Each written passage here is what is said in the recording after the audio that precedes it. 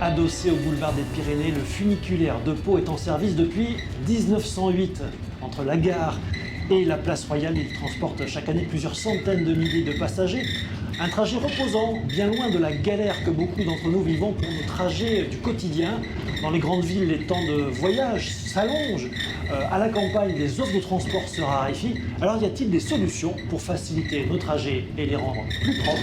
Réponse dans cette enquête de région.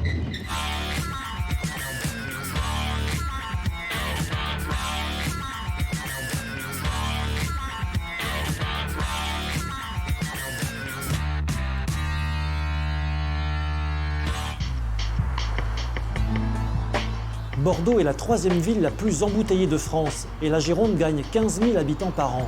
Comment gérer à l'avenir les déplacements? La métropole veut remettre à plat ses transports, objectif toujours moins de voitures. Un projet de RER est déjà sur les rails, un téléphérique aussi. Enquête en Limousin sur la relance de la ligne ferroviaire Bordeaux-Lyon, abandonnée par la SNCF. Aujourd'hui, une coopérative ferroviaire veut la relancer. Est-ce un pari fou? Qui profitera des nouvelles dessertes dans les territoires traversés? Comment mieux se déplacer demain? En Poitou-Charentes, un catamaran pour transport rapide voit le jour. Des trambus innovants entrent en circulation et la mode des vélos cargo gagne les villes moyennes. Ces transports sont-ils vraiment l'avenir, alors que la voiture reste aujourd'hui notre principal mode de déplacement?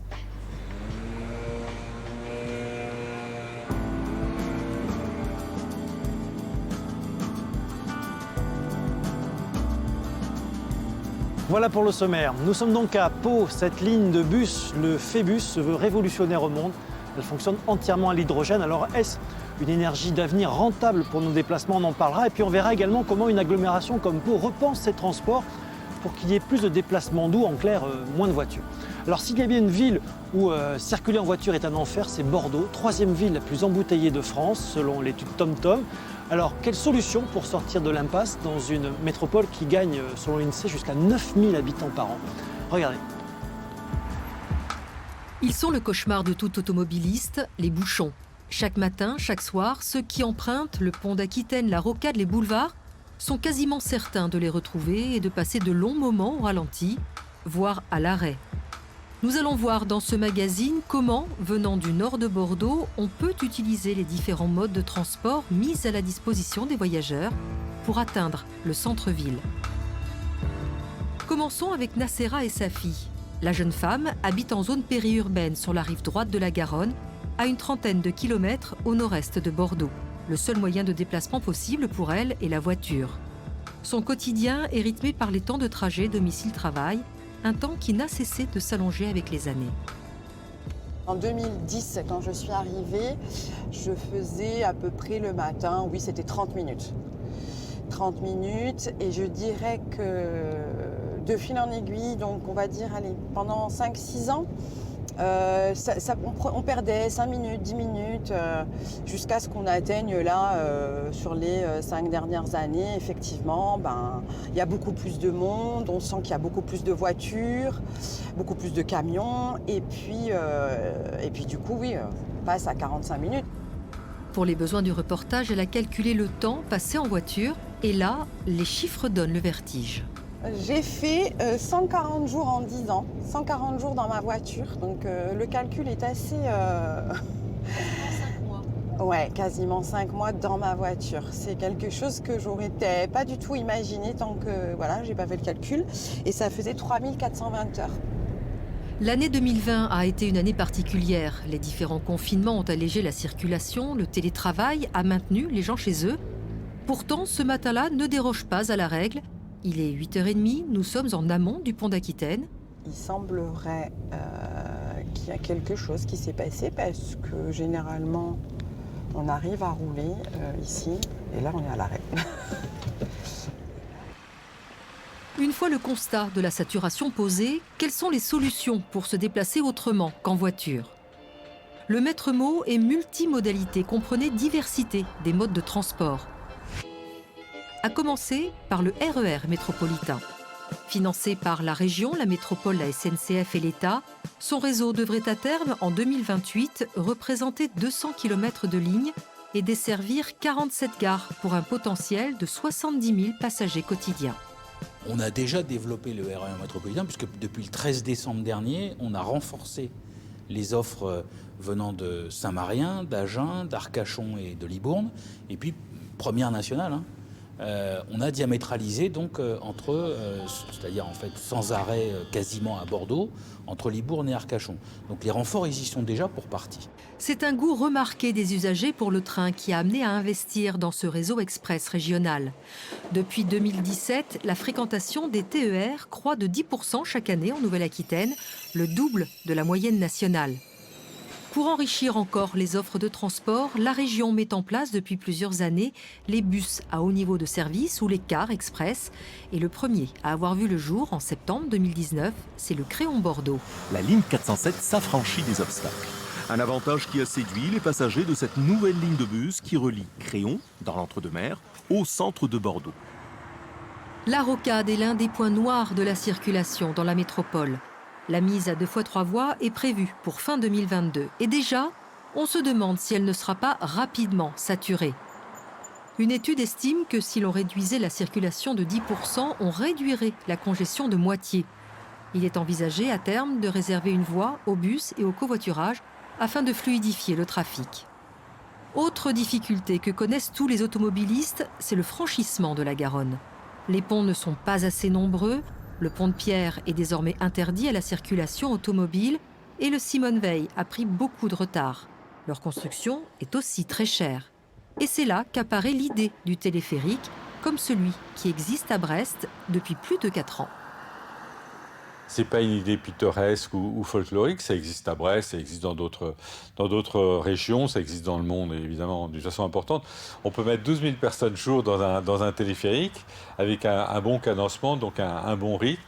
Vraiment, c'est une avancée significative. La métropole envisage aussi de multiplier les bas-de-cubes, ces catamarans hybrides qui relient les 2 rives du fleuve. L'achat de 3 nouvelles navettes est prévu pour plus de liaisons et de dessertes. Il faudra pour cela aménager de nouveaux pontons de part et d'autre. Bordeaux est la 3e ville la plus embouteillée de France, une marge de podium qu'elle aurait préféré éviter. Elle est catastrophique et depuis qu'il n'y a qu'une voie sur les boulevards, c'est devenu encore pire. Dans le centre-ville, c'est une horreur. Mais même avec le couvre-feu, ça n'a rien changé vraiment. Donc voilà, c'est un peu partout pareil, soit sur les quais, sur la tournée, pardon. Pierre Urmic, le maire écologiste de la ville, avait effrayé au lendemain de son élection fin juin 2020 en disant vouloir interdire la voiture dans le centre-ville. Mauvaise interprétation de ses propos, dit-il. Il nuance aujourd'hui. Quand je vous dis que la voiture doit avoir la place qu'elle mérite, actuellement, à Bordeaux, on ne circule pas tant que ça en voiture. C'est à peu près 29% des déplacements urbains se font en voiture. Et pourtant, la voiture continue à occuper 70% de l'espace de voirie. C'est-à-dire qu'elle monopolise en grande partie l'espace public, alors qu'il y a d'autres mobilités alternatives, souvent émergentes, qui ont besoin d'avoir de la place pour circuler. Une position à laquelle adhère le président de l'Automobile Club du Sud-Ouest qui plaide pour un partage de la chaussée. Ça ne sera peut-être plus du tout voiture, ça on en convient très bien. Il faudra faire de la place pour les autres modes de circulation, mais je ne crois pas qu'on arrive à se débarrasser entièrement de la voiture. C'est quand même, il faut rappeler aussi que c'est le mode de déplacement, pour le moment, 63% des gens qui vont travailler se servent de leur automobile. Les moyens de transport alternatifs tels que la trottinette ou le vélo sont une tendance qui s'amplifie chaque année. Selon une étude de l'INSEE de 2017, 11,8% des actifs bordelais utilisaient à l'époque la bicyclette pour aller au travail. Une tendance qui s'est encore amplifiée puisque l'on compte aujourd'hui plus de 15% de pratiquants quotidiens à Bordeaux. C'est plus économique, c'est plus écologique et puis on gagne du temps parce que en voiture il y a des bouchons et à vélo on s'évite ça. C'est beaucoup mieux à vélo, c'est plus rapide aussi, c'est économique et ça sauve les planètes. C'est le mode de locomotion le plus rapide en ville, le plus pratique. La voiture, ça coûte trop cher. Les places de stationnement sont trop chères. Pierre Urmic, lui-même cycliste, a présenté son plan vélo en septembre dernier. Il veut plus de pistes cyclables. Nous allons créer 30 nouveaux kilomètres de pistes cyclables. Les boulevards avaient été commencés par l'ancienne majorité. Nous allons passer à la vitesse supérieure. Nous avons envisagé d'ici la fin de l'année 12 tronçons supplémentaires. C'est sur ces mêmes boulevards que le maire de Bordeaux veut poursuivre l'aménagement des voies réservées à la circulation des bus. Là aussi, il s'agit de pouvoir ceinturer la ville et permettre aux transports en commun d'être plus rapides, d'éviter les bouchons. Enfin, n'oublions pas le moyen de locomotion qui a ravi le cœur des Bordelais et des métropolitains, le tramway. Depuis maintenant 17 ans, il transporte quotidiennement 200 000 passagers sur 4 lignes. En décembre 2019, la ligne D est prolongée vers Ésine, à l'ouest de Bordeaux. Et depuis le 25 janvier, les travaux de la A ont débuté pour aller jusqu'à l'aéroport de Mérignac. Un engouement qui a son revers, des rames surchargées aux heures de pointe. Qu'on mette systématiquement des rames longues, voilà, que ce soit systématique, avec un plus grand cadencement aux heures de pointe, puisque c'est là qu'on a un nombre d'usagers très impressionnant par rapport au reste de la journée. Et après que les interconnexions avec les bus soient bien pensées. Tram, bus, RER, vélo, voiture, on le voit, l'intermodalité permet un large choix de déplacement.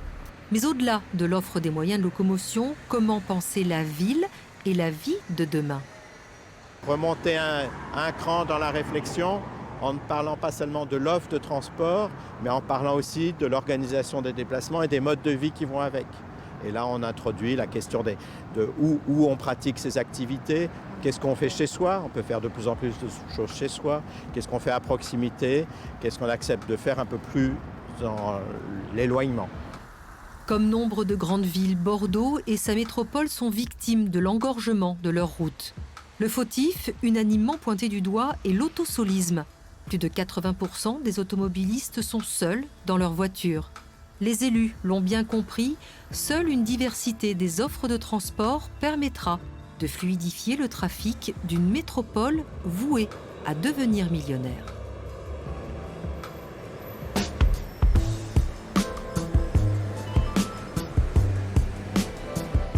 Transport, quelle solution pour nos trajets du quotidien? C'est le thème d'Enquête de région. Alors aujourd'hui en Nouvelle-Aquitaine, selon l'INSEE, 3/4 des actifs utilisent leur voiture pour leurs déplacements, quel que soit le trajet parcouru, et ce, malgré d'importants investissements dans les transports publics. Par exemple, plus de 70 millions d'euros ici à Pau pour le Phébus, une ligne qui se veut révolutionnaire. On va voir pourquoi. Bonjour Frédéric Clèche. Merci de nous accueillir ici à Idélis, le réseau de transport public de l'agglomération paloise. Alors derrière nous, un Phébus. Il est en service depuis fin 2019. Tout à fait. Il fonctionne entièrement à l'hydrogène, mais qu'est-ce qui en fait un transport révolutionnaire? La particularité, c'est que c'est un 18 mètres. Donc vous voyez, c'est un bus à soufflet, donc avec ce qu'on appelle un moteur et une remorque. 18 mètres, pile à combustible, hydrogène, c'est ça le côté révolutionnaire. Et là, il est en train de se charger en fait? Là, il est en position de sécurité, c'est-à-dire qu'il y a une petite batterie qui alimente la pile à combustible pour qu'elle ne gèle pas. Donc il est tout le temps connecté électriquement, oui, tout à fait. Et donc là, devant nous, en fait, la zone de fabrication d'hydrogène qui va alimenter ces bus la nuit, ils se rechargent la nuit. Comment ça fonctionne en fait? Très simplement, c'est le principe de l'électrolyse. Donc vous avez 2 transformateurs électriques, un électrolyseur qui produit l'hydrogène. L'hydrogène est compressé et est envoyé à différentes pressions, 20 bars, 600 bars dans les différentes zones de stockage qui sont au fond de la station. Et après, effectivement, de nuit, vous avez l'hydrogène qui vient alimenter chacun des véhicules de nuit pendant à peu près entre 25 et 45 minutes pour un véhicule. Alors, il y a des vélos à hydrogène, bientôt il y aura des trains à hydrogène, donc il y a les bus à hydrogène. Vous pensez, vous, sincèrement, que c'est une énergie rentable à l'avenir pour des déplacements quotidiens? Et aujourd'hui, vous avez des voitures aussi à hydrogène, c'est-à-dire que vous avez un service de taxi à Paris qui fonctionne à hydrogène. Rentable, à aujourd'hui, on ne peut pas parler de rentabilité. Voilà, comme je vous dis, on est sur un démonstrateur. Mais à l'avenir, il est évident que quand le coût de l'hydrogène va baisser drastiquement, parce que voilà, on est capable de produire notre propre électricité verte et de produire notre propre hydrogène, oui, mais je ne peux pas vous dire aujourd'hui si on est dans 1 an, 5 ans ou 10 ans. Mais je pense que ça peut être l'avenir, ne serait-ce que sur la consommation des métaux rares. Aujourd'hui, on n'a pas de batterie dans ce véhicule. On a simplement une batterie classique qu'on peut retrouver sur une voiture ou un bus, contrairement à d'autres véhicules à hydrogène qui fonctionnent sur batterie. Donc voilà, la différence, elle est là. C'est-à-dire que c'est quand même une démarche très neutre d'un point de vue carbone, aussi bien sur la consommation des métaux rares que sur la consommation d'électricité.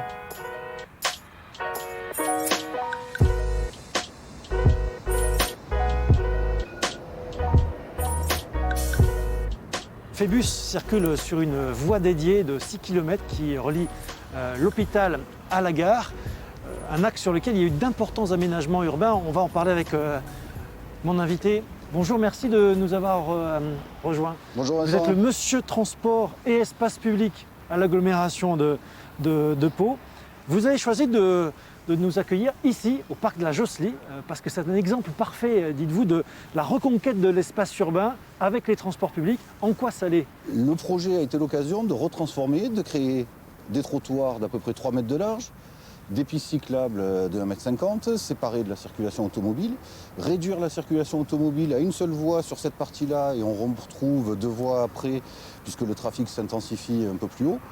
La voie bus et d'intervenir sur un espace de 2000 m² complètement clôturé pour les familles avec des aires de jeu. Et aujourd'hui, c'est un espace qui avait, vous n'aviez personne, du jour au lendemain.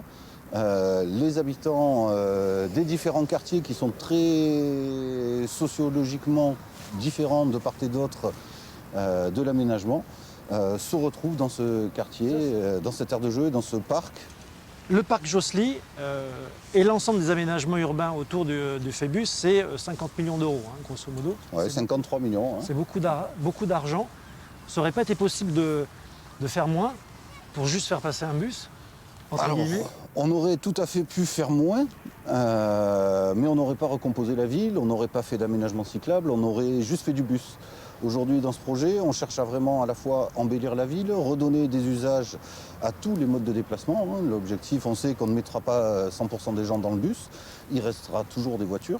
Et le vélo sur une agglomération comme celle de Pau est quand même une vraie solution d'avenir qui doit venir monter en puissance pour endiguer la croissance du trafic automobile. Cet axe est une illustration. Vous voyez, on a des vélos qui circulent déjà pas mal sur cet axe. Avant les aménagements, on n'avait aucun vélo qui prenait cet axe parce qu'il était trop dangereux, c'était une autoroute urbaine. Aujourd'hui, c'est vraiment un axe très emprunté. Bon, en ce moment, avec le confinement, un petit peu moins, la météo aussi. Mais c'est véritablement, on voit que l'aménagement développe l'usage.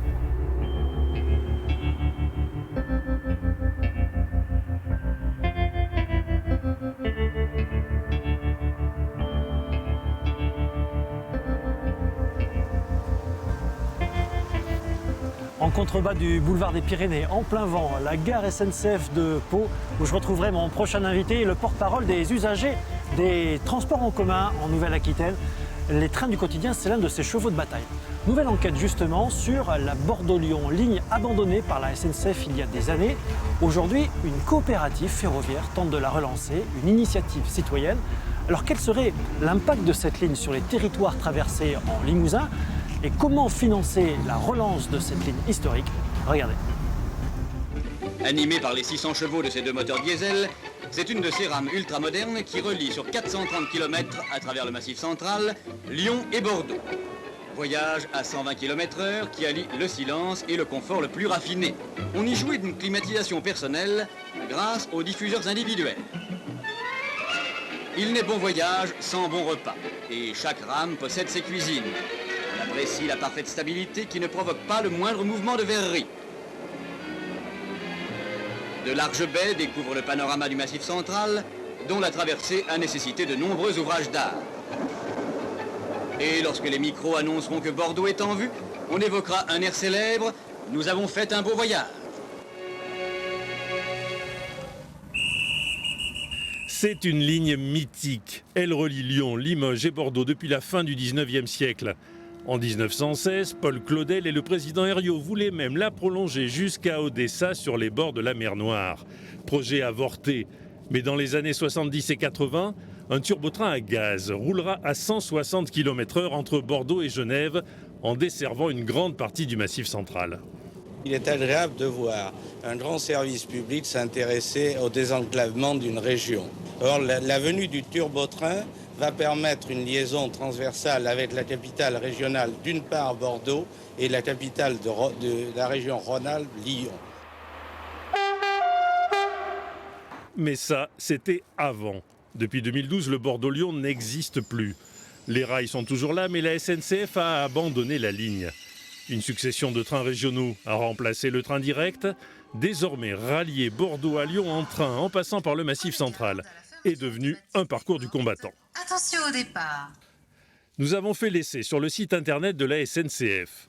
Départ Bordeaux, arrivée Lyon. Résultat, vous n'avez pas le choix, il faudra passer par Paris.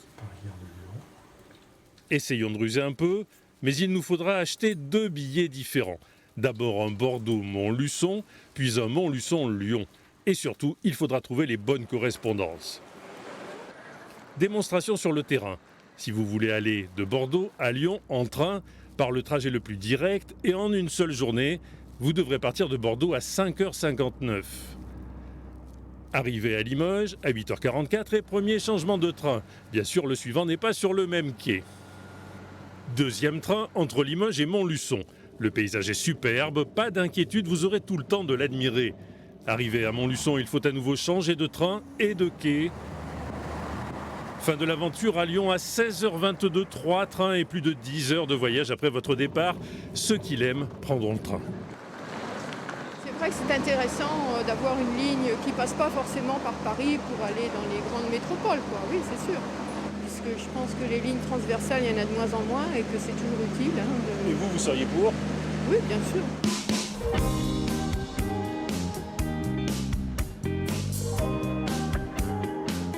Le retour d'un train direct entre Lyon et Bordeaux, c'est peut-être pour bientôt.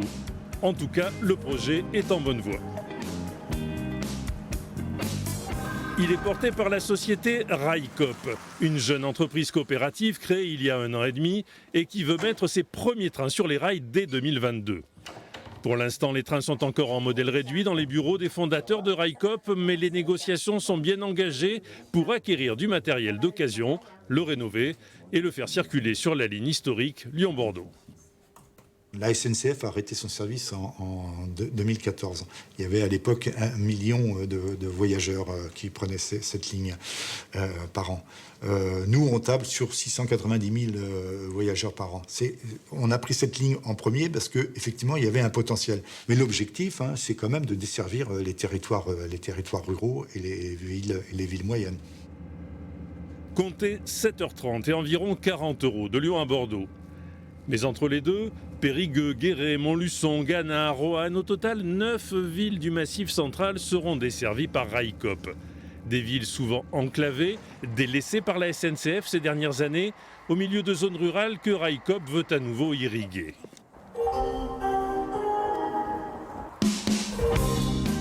Guéret, préfecture de la Creuse.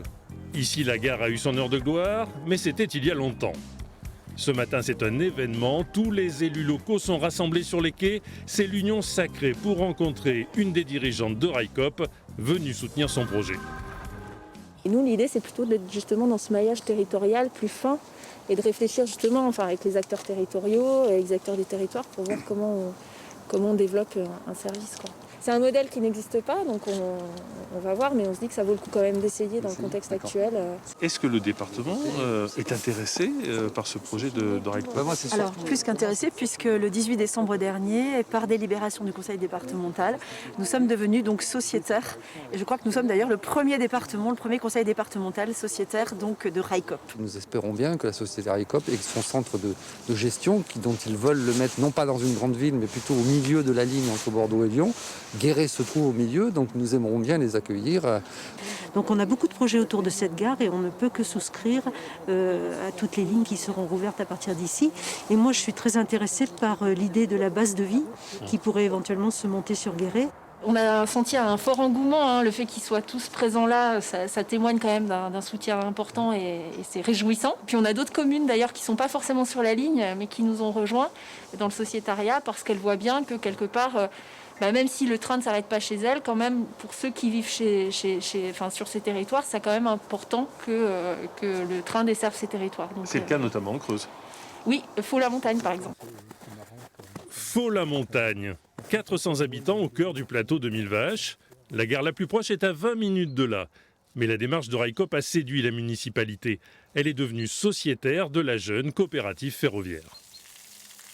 L'aspect citoyen du projet nous intéresse beaucoup. Ça résonne par rapport à ce qu'on fait ici à Faux-la-Montagne.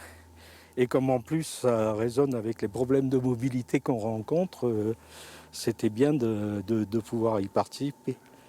En plus, je trouve ce projet très intéressant parce qu'il ne se situe pas en concurrence par rapport à la SNCF, mais bien en complémentarité, en rouvrant des lignes qui ont été fermées et sur lesquelles on avait peu d'espoir de voir de réouverture autrement que par des initiatives citoyennes.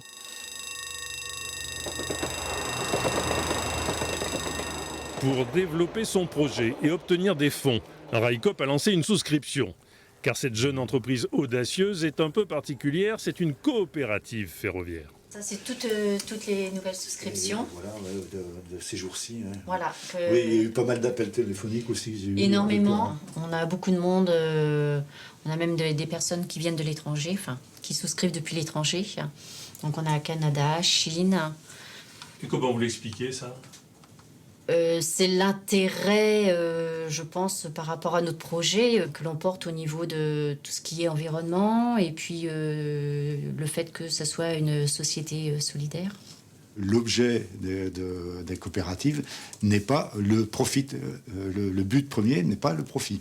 Donc c'est complètement différent comme philosophie. Forcément, là, chez nous, on veut développer l'usage du ferroviaire dans un sens écologique et aussi, surtout, dans un sens social. Limoges. Dans ses locaux derrière la gare, la CGT Cheminot accueille des usagers et des militants du collectif de vigilance ferroviaire du Limousin. Issu de l'économie sociale et solidaire, sur le papier, le projet de Railcoop devrait entraîner l'adhésion. Mais paradoxalement, en venant combler un vide laissé par la SNCF, il pose un dilemme et suscite le débat. Bon, moi, je suis mort de rire puisque j'ai circulé sur cette ligne avec des turbotrains et on faisait Limoges-Bordeaux en moins de 2 heures. En 1h58, on arrivait à faire en 1h58. On ne peut pas laisser toute cette partie de la France en désertification rurale alors qu'elles étaient extrêmement bien desservies, comme ça a été dit par mes collègues, par les turbotrains, par des trains intercités. Ça veut dire qu'on va mettre en confrontation l'entreprise historique SNCF et Railcoop. Et là où va se jouer la question primordiale, nous en tant qu'organisation syndicale, la question des salariés et de leur affectation, et donc la question du dumping social. Malheureusement, on est dans le cas de figure aujourd'hui où on ne nous donne pas le choix. Même la SNCF n'est plus du tout intéressée. Donc à un moment, l'usager a besoin aussi de ces trajets-là. Donc voilà, on est dans un dilemme. Il y a débat aujourd'hui, effectivement, parce que plus personne n'exploite la ligne. Et du fait que la SNCF et l'État se soient désengagés de cette desserte, aujourd'hui, on voudrait nous faire porter la responsabilité de la désertification du territoire. Et Railcoop a d'autres projets, du transport de fret, mais aussi une ligne Toulouse-Rennes qui croiserait le Lyon-Bordeaux à Limoges, de quoi faire de la ville un nouveau nœud ferroviaire. L'entreprise envisage donc d'y installer son centre de maintenance du matériel.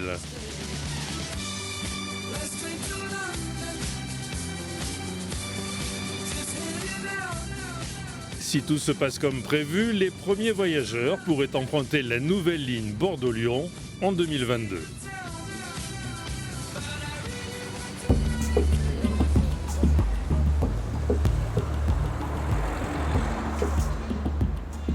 Transport, quelle solution pour nos trajets quotidiens? C'est le thème de cette enquête de région. Aujourd'hui, à Pau, bus, train SNCF, quel est l'avenir de ces transports publics chers à financer? Alors que la voiture en Nouvelle-Aquitaine reste le principal mode de déplacement, quelle que soit la distance parcourue. On va en parler avec mes prochains invités. Bonjour Christian Boucaré, merci de nous avoir rejoints.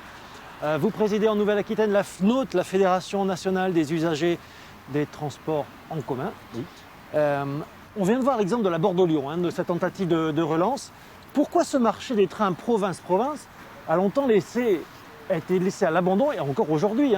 Parce qu'il y a eu une volonté de notre entreprise nationale SNCF de tout rabattre sur le TGV, les trains rapides, et donc en général de faire passer les gens par Paris, changer de gare à Paris pour aller par exemple Bordeaux-Paris, Paris-Lyon. Ça, c'est une vraie inégalité des chances sur les territoires. Tout à fait, mais plus que ça, c'est la réduction du domaine ferroviaire. Parce que quand la SNCF a été créée en 1938, il y avait 70 000 km de lignes. Et aujourd'hui, on n'en a plus que 20 000. Donc il est évident qu'à certains moments, c'est des choix de société et on en supporte les conséquences aujourd'hui. Et ça peut changer ou ça va changer ou il y a un changement d'état d'esprit aujourd'hui? C'est surtout une volonté politique où on doit aller vers le ferroviaire. On le voit bien ici en région Nouvelle-Aquitaine, dans le cadre du plan État-région de 2015-2020, l'État a mis 4 fois plus d'argent que la région sur la route et a mis la moitié de ce que met la région sur le ferroviaire. On voit bien que c'est une question de volonté politique et particulièrement de l'État, parce que ce qu'il ne faut pas oublier, c'est que la SNCF reste une entreprise d'État et donc son principal actionnaire doit lui donner la direction. Et pour autant, en prime aujourd'hui, on dit que les liaisons aériennes intérieures sont sur la sellette. Donc ça va quand même être difficile de voyager en France à l'avenir si on n'a pas de voiture. Oui, mais le Covid a démontré aussi qu'on peut faire beaucoup de choses à distance par l'intermédiaire de la vidéo. Donc on va voir comment les usagers se comportent avec peut-être, est-ce qu'on est dans le monde d'après? Ouais. Et justement, est-ce que la crise de la Covid peut mettre en danger le financement de ces transports publics qui sont beaucoup en partie financés par nos impôts et les entreprises aussi? Absolument. Par exemple, les transports urbains, c'est 3 tiers. 1 tiers les usagers, 1 tiers l'impôt et 1 tiers les entreprises. Mais il faut être logique, si aujourd'hui une entreprise, ses employés ne viennent plus qu'1 jour ou 2 par semaine, ils vont demander à diminuer cet impôt. C'est tout à fait naturel. Donc on va au-devant de choix cornéliens.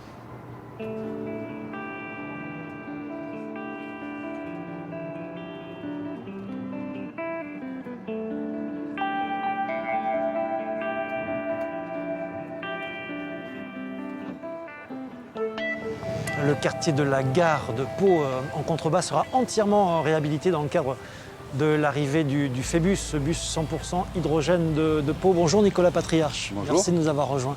Vous présidez Pau-Béarn Mobilité, Pau-Béarn Pyrénées Mobilité, le syndicat mixte qui regroupe 37 communes pour les transports. D'abord un mot sur les transports en commun qui coûtent très cher en argent public. Alors, par exemple 70 millions d'euros pour le Phébus et ses aménagements, alors que la voiture reste le principal mode de déplacement pour 3/4 des Palois, c'est la moyenne régionale. Ça veut dire que les transports en commun, ça a du mal à séduire les gens. Comment on fait alors pour que ça marche mieux? Il faut mener tout simplement une politique ambitieuse, volontariste, pour changer d'abord l'image des transports en public. Et c'est vrai que le porte-drapeau qui est aujourd'hui Phébus pour nous vient changer cette image. Et puis développer, être au plus près des besoins. Les gens ne laisseront jamais la voiture totalement.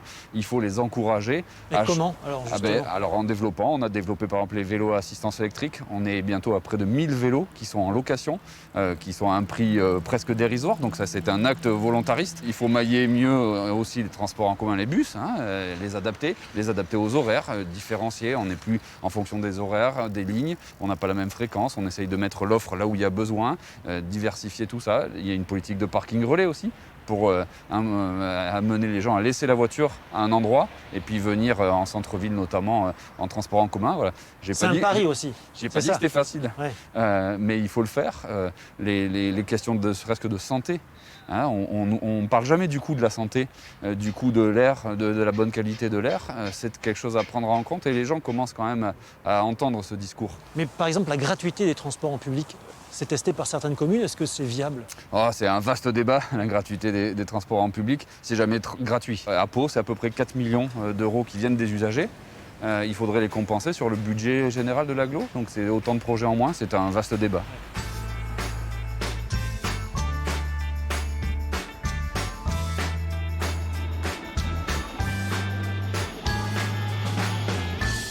On s'intéressera tout à l'heure à l'avenir de nos aéroports régionaux comme celui de Pau-Pyrénées. Y a-t-il encore de la place pour 11 plateformes aéroportuaires en Nouvelle-Aquitaine, tous frappés par la crise de la Covid? Avant cela, nouvelle enquête sur les transports de demain. On ne va pas faire de la science-fiction, mais s'attacher à ces progrès bien réels. Par exemple, la mode du vélo cargo ou ce concept de catamaran de transport express. Le Poitou-Charentes innove, voyez comment.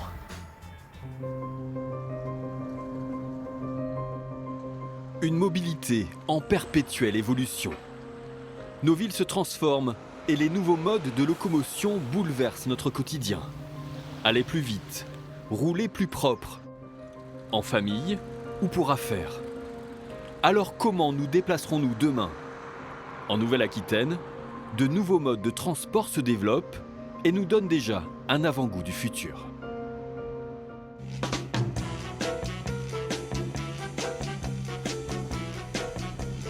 Comme un air de James Bond sur le port de La Rochelle. Avec ce catamaran aux lignes et au design futuriste.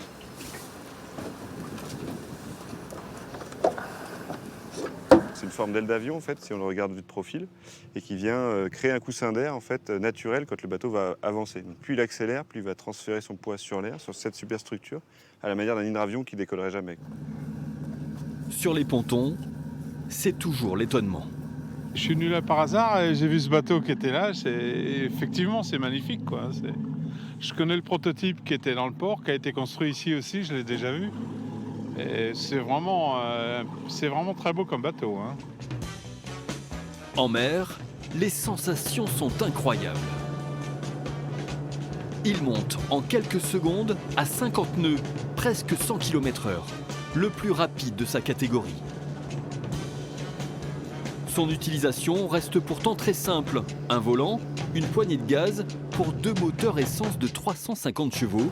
En plus, il serait très économe en carburant grâce à son hydrodynamisme. C'est des bateaux qui vont économiser entre 400 000 litres et jusqu'à 4 millions de litres par an selon leur taille et leur utilisation. Donc typiquement un 12 passagers, là, on est de l'ordre de... On peut aller jusqu'à 400 000 litres d'économiser sur un bateau qui va travailler tous les jours. De quoi séduire les acheteurs. Et à l'intérieur, c'est le grand luxe. On a des sièges style avion, business class en cuir, une belle vue vers l'avant panoramique, ce qui est assez unique sur un bateau. En général, on voit que sur le côté, comme pour un train. Et donc voilà, on a vraiment travaillé l'isolation phonique aussi, la climatisation, la lumière, pour être bien, pour voyager. Son prix, 1 million d'euros. C'est le 3e bateau de ce type vendu par la société rochelaise A2V en 5 ans. Mais les mobilités du futur peuvent coûter beaucoup moins cher et venir d'initiatives citoyennes. Il fait froid, attention, on met le cache-cou ce matin. Dans cette famille niortaise par exemple, c'est l'heure d'aller à l'école. Ici, on se déplace en famille avec un vélo cargo. Lucie l'utilise tous les matins pour déposer ses 3 enfants. Et en fait, on a déjà fait 2000 km en 1 an. Donc, Et quel que soit le temps? Oui, bon, quand c'est vraiment de la pluie très forte, non. Donc, voilà. Ouais, parce que là, il n'est pas complètement équipé, là, encore. Voilà, il manque encore juste la bâche de protection. C'est parfait. D'ailleurs, elles sont toujours motivées pour monter dans le vélo. On n'a pas de temps à perdre à chercher une place. C'est vraiment une grande liberté. On se gare où on veut et on sait le temps qu'on va mettre pour aller à tel endroit. On ne se dit pas, il y a peut-être des bouchons. Donc ça, c'est super. Un drôle d'engin, de plus en plus présent dans les rues de nos villes. Une vingtaine rien que sur Niort. Presque une petite communauté de la route, très souvent solidaire. On s'est prêté le siège. Oui. Par exemple, on s'est prêté le siège pour le petit, ouais. Parce que ça dure quelques mois dans un siège comme ça, alors. C'est un peu comme les motards, on se fait signe sur la route.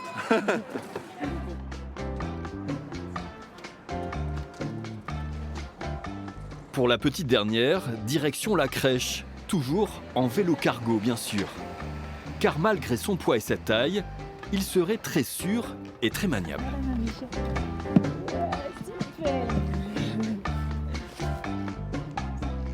Sur ces modèles-là, par exemple, la direction est une direction par câble, ce qui fait qu'en fait, la roue avant, elle a une très très grande amplitude. Donc en fait, on a l'impression que parce que c'est gros, on va avoir du mal à manœuvrer, mais à l'arrêt, on fait des demi-tours dans un mouchoir de poche. À ce niveau-là, c'est vraiment très très pratique.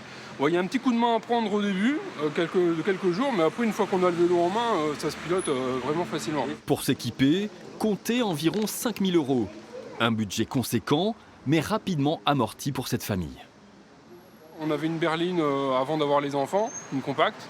On a vendu cette voiture, ça nous a permis de financer le vélo cargo et vu Le coût financier à l'année d'une voiture en assurance, en essence, en entretien, etc., c'est vite amorti. Ouais. Retour à La Rochelle, avec ces nouveaux bus ultramodernes. Quand on voit arriver, on est un peu surpris, surtout qu'on n'a jamais eu ça ici à La Rochelle, mais ouais, voilà, c'est un peu plus du futur. Un véhicule 100% électrique fabriqué par Alstom. Les premiers usagers sont déjà sous le charme. C'est le silence, ça. C'est pas croyable. Vous avez l'impression de... Je peux pas vous dire, ça fait bizarre, c'est bien. Voilà, parce que quand on entend tout ce bruit à l'extérieur, c'est fatigant. Que là, c'est reposant. Un bus connecté, avec l'électricité en partage.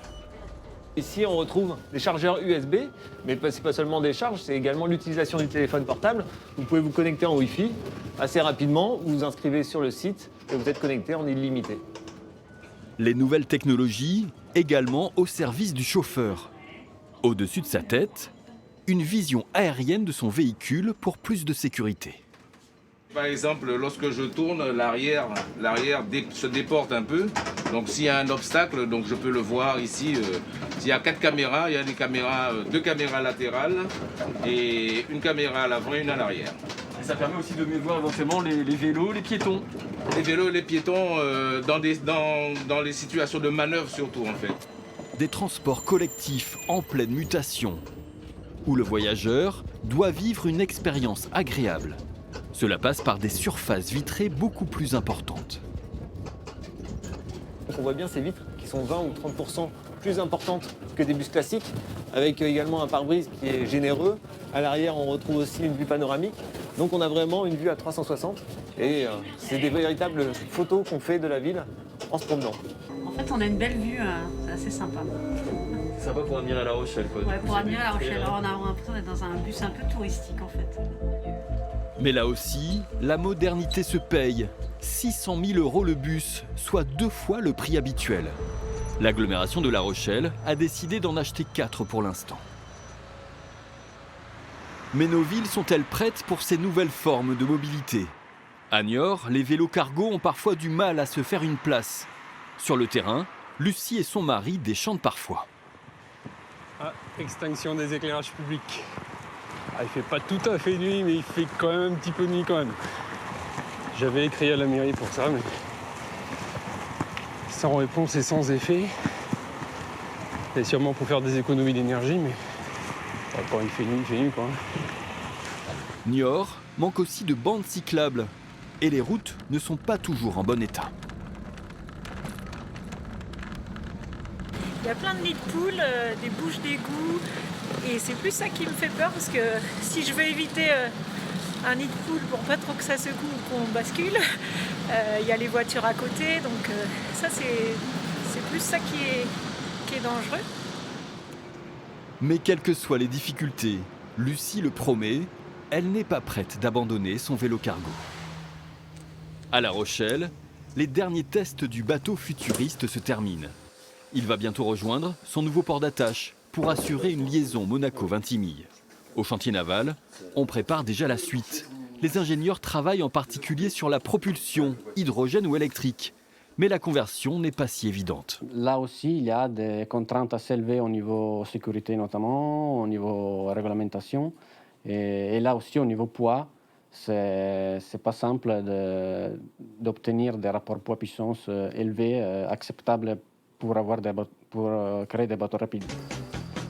Leur rêve maintenant, conquérir l'estuaire de la Gironde. Royan-Bordeaux, en 1h30, au prix d'un trajet en voiture avec péage et parking. Selon eux, les premiers essais sont déjà concluants. Le bateau s'arrête très vite, donc c'est très sécurisant. Il ne fait pas de vagues, donc il peut passer vite à des endroits sans déranger les berges. Et il s'intègre bien dans le maritime, il y a une bonne vision sur les embâcles, etc. Et le fait qu'il ait très peu de tirants d'eau à haute vitesse fait que c'est très adapté au fleuve, notamment au fait qu'il y ait une présence d'embâcles et de bouts de bois, etc.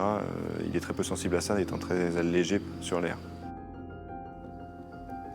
Chercheurs et entrepreneurs nous promettent donc un futur bien différent en matière de transport. Et les nouvelles formes de mobilité n'ont sans doute pas fini de nous fasciner.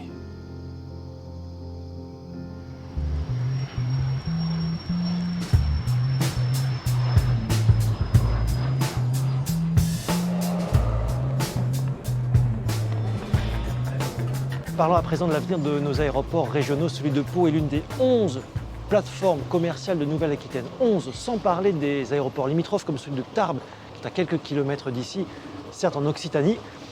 Y a-t-il vraiment de la place pour tout le monde alors que le trafic mondial s'est effondré en 2020? On va en parler avec mon prochain invité. Bonjour Thierry Souchet. Bonjour. Merci de nous accueillir. De rien. Vous êtes le directeur général d'Herpi qui exploite l'aéroport de Pau-Pyrénées. Oui. En fait, aujourd'hui, nous filmons quasiment l'une des rares activités de la journée. Il y a combien de vols? Alors aujourd'hui, nous sommes à 6 vols par jour. Et auparavant? Alors que l'année dernière, pour la même journée, on était à 18 vols par jour. D'accord. Donc on a réduit de 2/3 notre activité. On est au même régime, je dirais, que l'aviation mondiale. Ouais. Donc on est à moins 70% d'activité. Comment vous voyez ces prochains mois pour un aéroport régional? Aujourd'hui, l'aviation mondiale, il faut la penser autrement. Mais je parle de l'aviation, mais je pourrais parler de tous les transports. Le monde du transport est à revoir, la mobilité est à revoir, et on s'aperçoit qu'en une année de maladie, on a fait des progrès de visioconférence, de modes de communication qui vont ralentir le transport. Ça veut dire aussi qu'il y a des régions où il va falloir supprimer un aéroport. Là, ici, on a Biarritz, Pau, Tarbes, qui sont à moins d'une heure. Allez, on est à 150 km dans la ligne droite sur les trois. Voilà. Donc c'est un vol d'oiseau. C'est exactement ça. Alors comment on fait à l'avenir? Il n'y a pas de la place pour 3. Il n'y a pas de la place pour 3, ou il va falloir spécialiser les aéroports. Alors peut-être qu'il y aura un aéroport de fret, peut-être qu'il y aura un aéroport vers l'international, un aéroport que sur le national, pour équilibrer les économies. Après, le problème de ces aéroports, c'est qu'aujourd'hui, je prends l'aéroport de Pau, à 600 000 passagers, on est un aéroport qui a économiquement été viable. On n'avait pas besoin de subventions publiques. Aujourd'hui, avec 185 000 passagers, on doit faire appel à la subvention publique. Aujourd'hui, l'argent public qui sont nos impôts, c'est pas extensible. Donc il y a des choix à faire. Il y aura des choix à faire. Il y aura des choix à faire. Il y aura des choix à faire. Alors l'avenir de nos territoires, c'est aussi celui de l'aménagement du territoire et même une question de société. C'est ce que va nous dire notre prochain invité ici à l'Université de Pau et des Pays de l'Adour. Je mets le masque pour le rejoindre. Bonjour Frédéric Tesson, merci de nous accueillir. Professeur des universités, géographe, et vous avez beaucoup travaillé sur l'aménagement des questions d'aménagement du territoire. Alors d'abord, petite question sur les transports en public. Pourquoi dites-vous que c'est du bricolage? C'est du bricolage dans le sens où en fait la ville s'est étalée de façon un peu anarchique, avec un principe individualité au niveau du transport et individualité au niveau de l'habitat. Quand vous avez beaucoup d'individus à un même endroit, vous pouvez de façon efficace amener du transport collectif dans cet endroit-là. Lorsque les individus sont complètement isolés, vous ne pouvez pas amener le transport public. Donc en fait, on se retrouve dans une situation où effectivement il y a une inégalité qui est aussi causée par les choix individuels, les choix des individus d'aller s'installer dans ces endroits-là. Et ça, le politique ne peut pas l'empêcher finalement. Le politique essaye de faire, il y a des lois, mais de temps en temps il y a des lois qui sont un petit peu contradictoires et qui n'ont pas les mêmes objectifs et qui sont un peu contradictoires. Quand on regarde par exemple la loi, quand on a enlevé la taxe professionnelle par exemple, la taxe professionnelle, elle avait comme objectif, elle permettait à des collectivités périphériques d'attirer des habitants et d'attirer des emplois. Aujourd'hui, il n'y a plus l'attractivité de l'emploi. Donc en fait, il n'attire que les habitants. Et ces habitants-là, ils sont obligés de bouger pour aller travailler à l'extérieur. Finalement, la solution pour avoir des transports en public performants, c'est qu'il faudrait densifier autour de l'endroit, autour de l'axe où passent ces transports publics. Et c'est pas ça aujourd'hui. Tout à fait. Parce que peut-être il y a un problème de prix de l'immobilier. Tout à fait, de prix de l'immobilier. Il y a aussi un problème de politique publique et de prévision, de planification en fait de tout ça. Ce qui a été fait sur Bordeaux, par exemple, récemment, est intéressant parce qu'ils ont développé le tram en même temps qu'ils ont densifié l'espace autour. Et c'est sans doute une des solutions, mais le problème aujourd'hui, c'est qu'on est dans une ville qui est déjà là. Ouais. Et on est obligé de faire avec cette ville-là.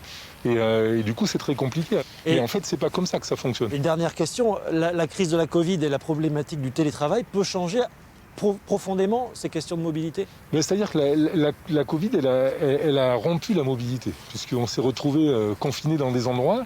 Et effectivement, elle a montré que peut-être on pouvait travailler en bougeant moins, continuer à travailler chez soi. Donc après, c'est difficile d'anticiper les problèmes que ça va créer.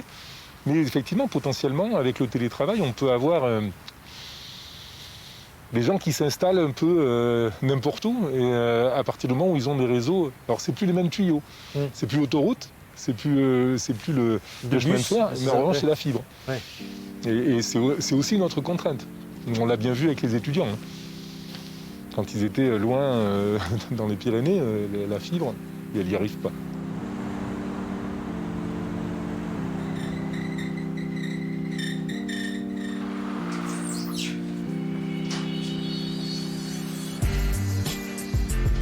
On l'a vu, des solutions existent pour faciliter nos déplacements quotidiens, encore très largement dominés par la voiture, mais les défis sont multiples. Celui du désenclavement, de la cohabitation des différents modes de transport en ville, de leur coût ou tout simplement de leur verdissement. Mais les mobilités, c'est aussi un peu de rêve, avec par exemple ces voitures autonomes bientôt testées sur l'autoroute des Landes, ou ce projet de train à lévitation en Limousin, l'Hyperloop, frôlant les 1000 km/h, et dire que le bon vieux funiculaire de Pau est toujours en service. Merci de nous avoir suivis pour Enquête de Région. À bientôt.